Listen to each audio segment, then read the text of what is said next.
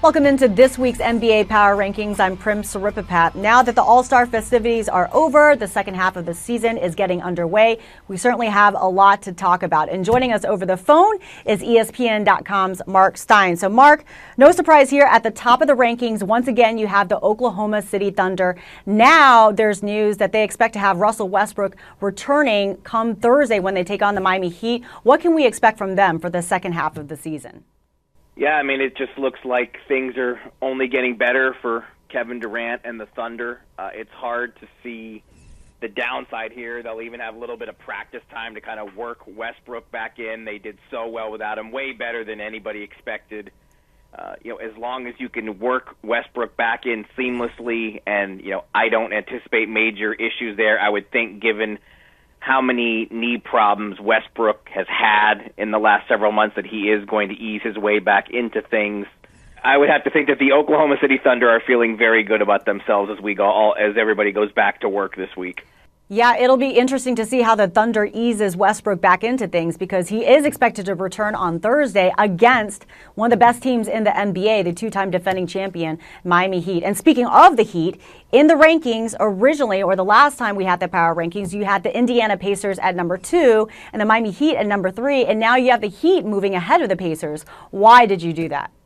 Really, when you look at it, Indiana has been ahead of Miami in the rankings really the whole regular season. You got to go back to the preseason for the last time that Miami was actually number 1 in the East. So I think it's deserved, though, the way that Indiana has kind of taken its foot off the gas here. Now, if the Pacers can refocus, because they're really the ones who've made such a big deal out of getting the number 1 seed and knowing that they would have home court advantage. Let's see if they actually can come through and start padding that lead again, because also talking to Chris Bosh at All-Star Weekend, he was quite proud of the fact that Miami has managed to slice into Indiana's lead at the top of the East.